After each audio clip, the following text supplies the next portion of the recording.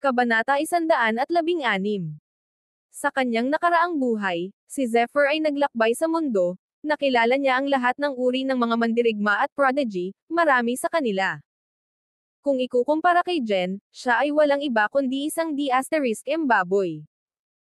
Bukod pa rito, ang mga mandirigma na nakilala niya ay walang alinlangan na alibughang likas, ngunit ang kanilang mga pag-iisip ay mas mahusay na gamit kaysa sa straw.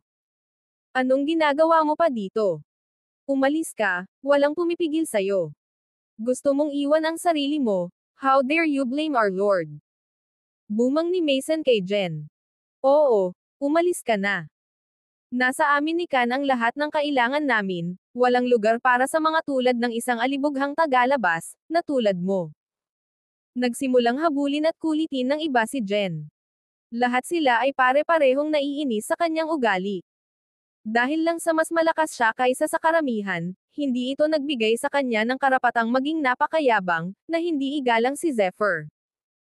Para kay Zephyr na makasama sila ay isang karangalan higit sa lahat. Paanong hinayaan na lang nilang mag-slide ang ugali ni Jen?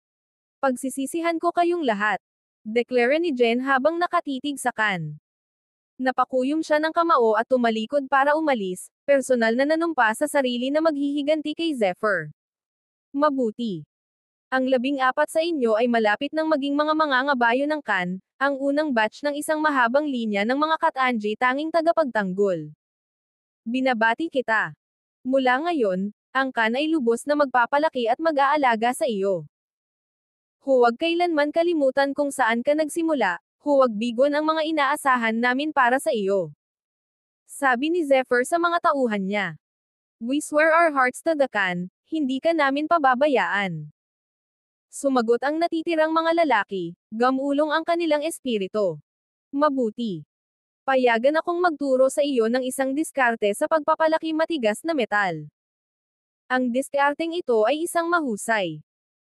Kapag napag-aralan mo ito, ang iyong katawan ay hindi titigil sa pagpapalakas ng sarili nito, nahahayaan ang iyong sarili na maging kasing lakas, matigas, at walang harang na parang isang malaking bato.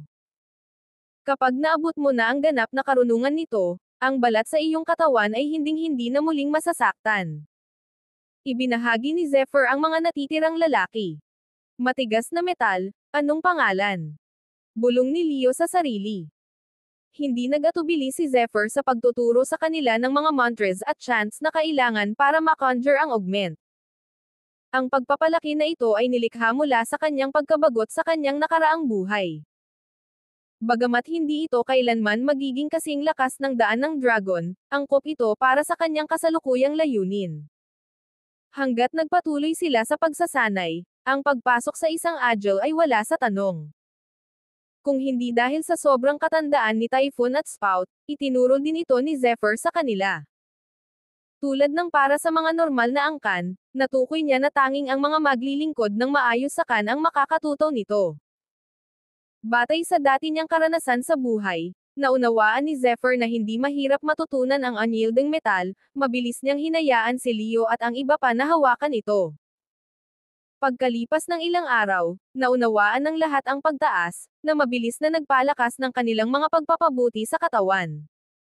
Nakarating din kay Motkan ang mga aksyon ni Jen. Pinagalitan ni Mot ang kanyang asawa dahil sa kabastusan ng kanyang bayaw. Ang isang taong makasarili at may patnubay sa sarili gaya niya ay hindi kailanman magiging tunay na tapat sa Kan. Kung hindi lang kapatid ni Jen si Yara, mas maaga pa sana siyang haharapin ni Mot. Sa araw na ito, muling binisita ni Zephyr ang Skyfall, na may mga tagubilin kung paano lumikha ng kanyang mga table tasks. Pagkatapos ng araw na ito, ang tanging responsibilidad para sa mga balancing table tasks ay ibibigay sa Skyfall, hindi na papayagang makialam si Zephyr. Dahil doon, umalis si Zephyr para sa ibang mas malaking negosyo. Kabanata 117. Nang makita ang pintuan sa harapan niya, biglang bumilis ang tibok ng puso ni Zephyr, saka mabilis na pumasok. Isang kaakit-akit na vixen ang mabilis na pumasok sa kanyang paningin. Kasalukuyang nakayuko si Jade, sa kalagitnaan ng pag-aayos ng kung ano-ano, lingid sa kaalaman ng lalaking nasa likod niya. Hindi mapaglabanan ang kanyang voluptuous figure. Nang makita ni Zephyr ang babaeng nasa harapan niya, mas lalong uminit ang silid. Simula nang sinamantala niya ito, naging awkward na ang kanilang relasyon. Zephyr, **starred ka. Sa wakas ay nag-react si Jade, mabilis na umikot habang nakataas ang ulo, at tinitigan siya ng mga punyal. Nang mapansin niyang nakatitig ito sa kanya, lalo siyang nakaramdam ng inis. She rolled her eyes at him, so young, yet so. Mabilis na pagsingit ni Zephyr, hey, long time no see beautiful. He chuckled as he rubbed his chin, hindi siya kumibo para umiwas ng tingin. Napakatagal na, at gayon paman, ang laki ng pinagbago mo. Sabi ni Zephyr, mabilis na bumaba ang tingin nito sa ibaba ng leeg niya. **starred. Mata dito. Sigaw ni Jade na may mga bakas ng pang-aakit. Kailangan kong bumalik, bumantong hininga si Jade. Bumalik. Tanong ni Zephyr na bahagyang nabigla. Saan ka pupunta? Home, back to my clan. Nasa Starlight lang ako sa business. Oras na para umuwi ako, sagot ni Jade. Kumunat ang noo ni Zephyr, naging komplikado ang relasyon nila ni Jade. Maaaring may nabuo siya o hindi para sa kanya. Ngunit narito siya, naghahanda na bumalik. Hindi ito umupo ng tama sa batangkan. I'm from the Rents of Moonlight, the rents are on the Skyfall board. Once I return, a portion of the company will be given to me, Jade said. Her gaze stayed on to Zephyr, her tonality echoed by the boy before her. Humarap si Zephyr kay Jade na may kasamang whoosh. May bumungad sa kanya, bago niya namalayan ay nalupat na niya ang mga labi niya sa labi niya. Hindi makareact si Jade, biglang lumapit si Zephyr sa kanya. Hindi niya inaasahan na ganoon din kalakas ang loob ni Zephyr, bukas ang pinto ng kanilang silid, pero heto pa rin siya. Inaatake siya, gayunpaman, hindi natakot si Jade. Ang kanyang mga kamay na nakataas, dahan-daang bumagsak, at mabilis na lumipat sa pagkakahawak kay Zephyr. Gumanti, mas hinigpitan ni Zephyr si Jade, nagyakapan ang dalawa, at dinama ang pintig ng puso ng isa't isa. Nang hindi niya alam, kumikinang ang dalawang kaliskis sa kanya. Sa pagkakaroon ng pagsasanay sa ilalim ng daan, ang kanyang kalikasan ay naging mala-dragon din, nagnanais ng pinakamahusay, at ang pinakakatangi-tanging mga bagay na maya-alok ni Jade. Nagising na ang dragon sa kanya. Ikaw. Ngumisi si Jade, at mabilis na itinulak si Zephyr. **starred. Sigaw niya habang nakatitig sa kanya. Kabanata 118. Ngumisi si Zephyr, at muli siyang niyakap ng mahigpit, at naglapat ang kanilang mga labi. Binitawan niya si Jade Ren, mahinang bamulong sa tenga nito, I promise, I will find you. Bago siya umalis. Pinagmasdan ni Jade ang pag-alis ni Zephyr, bigo ngunit umaasa, ang kanyang mga mata ay kumikinang na pula. She cracked a small smile, muttered to herself, **starred, you better make that promise count. Pagkaalis ni Zephyr sa Skyfall, hindi napigilan ni Zephyr na mapangiti, what the hell is wrong with me? Base sa dati niyang personalidad, kahit gaano pa niya kagusto si Jade, hindi siya magiging sobrang bastos. Gayunpaman, nagawa lang niya ang hindi inaasahan. Anong kalokohan ang nangyayari? Kumunat ang noo ni Zephyr. Nagmuni-muni siya sa kanyang pagtatagpo, naaalala kung paano gumalaw ang kanyang mga kaliskis habang niyayakap niya si Jade. Ang mga dragon ay, well, mga dragon. Natanggap ko na ba ang ilan sa kanilang mga katangian mula nang simulan ko ang daan? Nagtaka siya, nakatutok sa kanyang mga kaliskis, at napansing naglalabas sila ng bakas ng enerhiya. Ito ang tanging paliwanag, naisip ni Zephyr, kaya't nagkakaroon ng conclusion. Gayunpaman, kung ipagpapatuloy ko ito, walang babaeng ligtas mula sa akin. Umiling si Zephyr habang patuloy na tumatawa. Ang daan ng dragon ay isang sinaunang, makapangyarihang pamamaraan. Sa kanyang kasalukuyang estado kahit na alam niya ang panganib na ito wala siyang magagawa. Maghihintay na lamang siyang malutas ito sa ibang araw. Matagal nang nag-iisip si Zephyr, nawalan lang siya ng ulirat nang mapansin niya kung gaano kadilim ang langit, at kung gaano katahimik ang mga lansangan. Nasaan ako? Pagtataka niya sa hindi pamilyar na paligid. Bagamat lumaki si Zephyr sa Starlight, hindi siya masyadong pamilyar sa lugar na ito ng lungsod mismo. Inis kanya ang lugar, napagtantong mali ang napuntahan niya. Hindi ito ang daan pauwi. Totoo naman. Narinig ko mismo na sinabi ni Zephyr na magtuturo siya ng augment. Kung hindi dahil sa pagkakait niya sa akin ng karapatang matuto, hindi ko nasasabihin sa iyo. Mabilis itong kinuha ni Zephyr. Si Jen ba yun? Ngumisi siya bago dahan-daang lumapit sa boses. Sa hindi kalayuan sa kanya, nakita ni Zephyr si Jen na may kausap na 5 iba pa sa pananahimik na tono.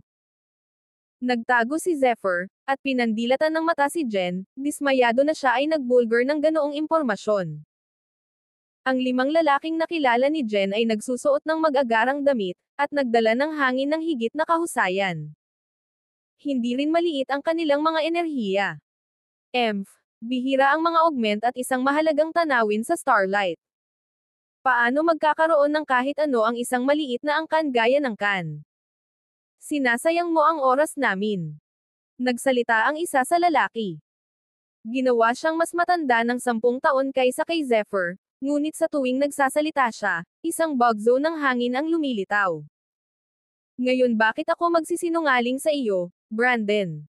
Tanong ni Jen. Walang ibang narinig ang impormasyon ko kundi ang sa iyo. Ikaw Zanes ay hindi maganda ang pakikitungo sa kan, di ba? Narinig ko ang kapatid mo na si Opal ay pinahiya ni Zephyr, ang kanyang fiancé ay hindi naging mas mahusay, bilang isang pile at lahat na ngayon. Wala ka bang pakialam Zanes sa lahat ng iyon? Nagpatuloy siya. I took the effort in telling you this, and you don't believe me. Lalong lumakas ang boses ni Jen habang nagsasalita dahil nakaramdam siya ng hinanakit. Yung Zanes. Sa isip ni Zephyr, tumindi muli ang kanyang tingin sa mga tao. Kabanata 119. It was the Zanes after all, with Brandon Zane being the Zane heir. Hahaha. Calm down Jen, syempre naniniwala ako sayo. This is some news. I guarantee, once we Zanes have taken out the can, I will give you half their wealth.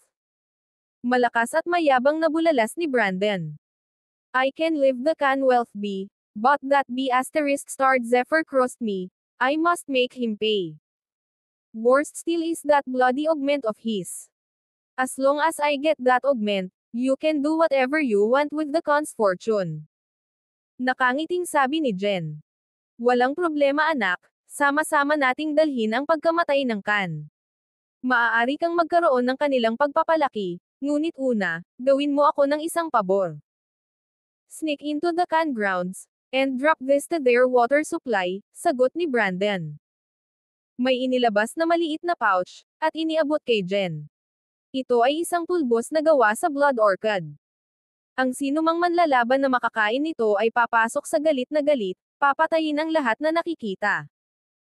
Sa puntong iyon, ang Khan ay minasacre ang kanilang sarili, hindi na natin kailangan pang kumilos. Paliwanag ni Brandon. Blood orchid. The blood orchid. The rare poison. How on earth did you got this? Tanong ni Jen habang nakatitig sa pouch sa kamay niya. Hey, basta gawin mo ito para sa akin, gagantimpalaan kita ng maayos. You will have women and riches, powerful techniques, and much more for your choice.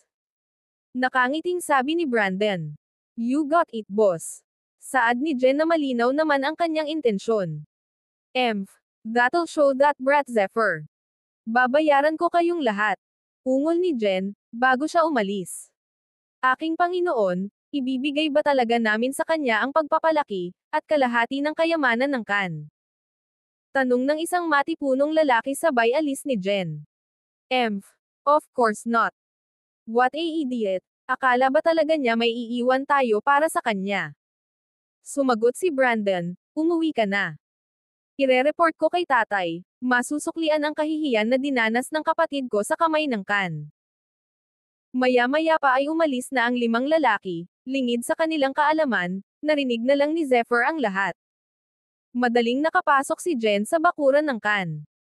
Bagamat mahigpit at malupit ang mga depensa ng Khan, walang pumipigil sa kanya, dahil kilala siya ng lahat. Alam ito ni Brandon Zane kaya naman inutusan niya si Jen na isagawa ang gawain. Ito lang ang ginagawa mo, Zephyr. Hindi na ako makapaghintay na makita kang humihingi ng awa. Napaisip si Jen nang makarating siya sa balon ng Khan. Inilabas niya ang pouch ng orchid dust, at itinapon sa balon. Biglang nagliyab sa sulo ang buong patio.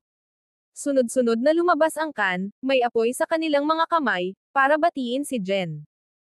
Jen Straw, taksil ka. Sigaw ni Matt Khan, pagkatapos, sumugod siya para magbigay ng nakakatakot na sampal.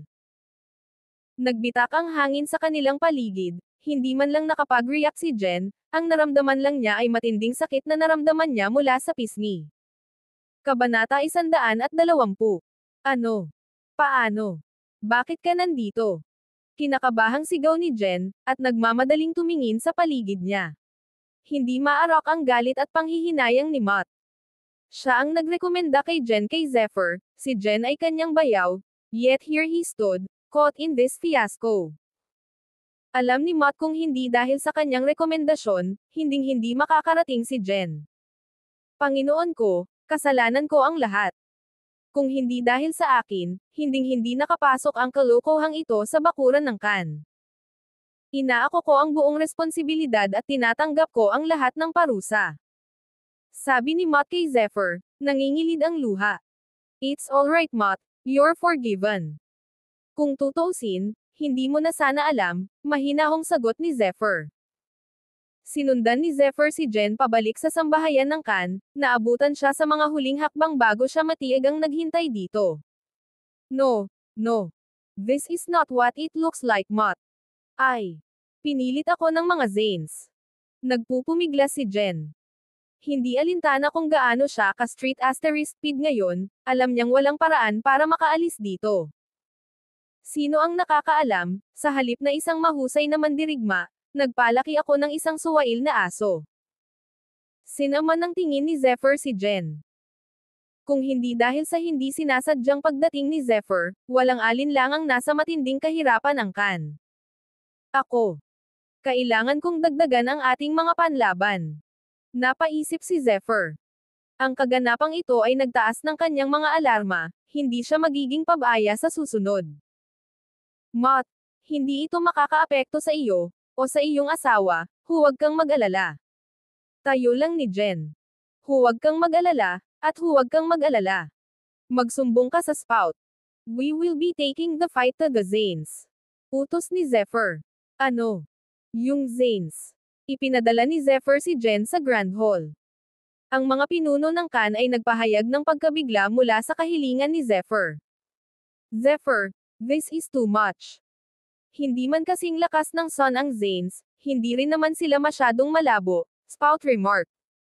They have a lot of men, each highly skilled in their own way. They've been very secretive all this while, hindi natin alam kung gaano talaga sila kalakas, he continued. Sa katunayan, kung tayo ay kumilos ng hindi makatwiran, hindi ito makabubuti sa atin. Ang iba pang mga pinuno ng Khan ay sumang-ayon na hindi sumang-ayon. Mga pinuno, naiintindihan ko ang iyong pag-aalala. Ngunit ang mga Zanes ay isang tekang time bomb, kung hahayaan natin silang magpatuloy, maaga o huli ay sasabog sila sa ating mga mukha. Mga pinuno, naiintindihan ko ang iyong pag-aalala. Ngunit ang mga Zanes ay isang tekang time bomb, kung hahayaan natin silang magpatuloy, maaga o huli ay sasabog sila sa ating mga mukha. Kami ay maswerte sa oras na ito sa pagtuklas ng kanilang mga plano sa lalong madaling panahon. Sino ang makakagarantiya na kami ay magiging maswerte pa rin, sa susunod? Nagsalita si Zephyr. Ang mga salita ni Zephyr ay nagpatahimik sa korte, alam nilang nalalapit na ang pangalawa o pangatlong pagkakataon. Kahit pagkatapos nating patayin ang araw, marami pa rin ang hindi tumitingin sa atin bilang isang malakas na kapangyarihan. Marami pa rin ang hindi gumagalang sa atin. Ito ay isang magandang pagkakataon para patunayan natin ang ating sarili. Kumpiyansa na sabi ni Zephyr. May plano ka na, di ba Zephyr? Tanong ni Spout, napansin ang tiwala sa mga mata ng bata.